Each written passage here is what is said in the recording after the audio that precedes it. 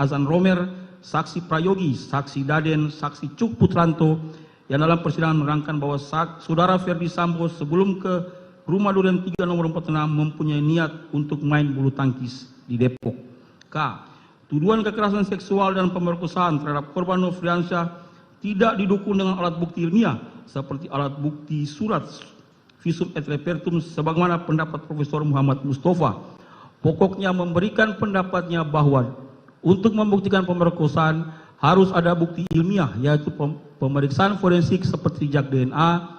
Jika tidak dilakukan maka susah melakukan pembuktian, dan ahli selanjutnya mengatakan hasil psikologi forensik dapat digunakan namun harus dikuatkan oleh bukti lain, tidak boleh hanya bertumpu pada keterangan satu saksi saja. Bahwa dalam keterangan ahli kriminologi Dr. Muhammad Mustafa dalam perkara akuo kekerasan seksual atau pemerkosaan bukan sebagai motif atau latar belakang yang mendahului. Adanya kemarahan pelaku terhadap peristiwa yang terjadi di Magelang adalah tidak jelas dikarenakan oleh peristiwa apa.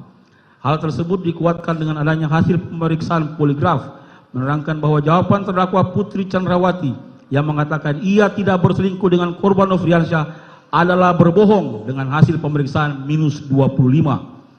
Namun apabila kekerasan seksual atau pemerkosaan bukan sebagai peristiwa yang sebenarnya, maka menjadi petunjuk kuat bahwa peristiwa kekerasan seksual atau pemerkosaan merupakan bagian dari skenario yang dibuat oleh terdakwa Putri Chandrawati untuk menutupi peristiwa yang sebenarnya terjadi. 7.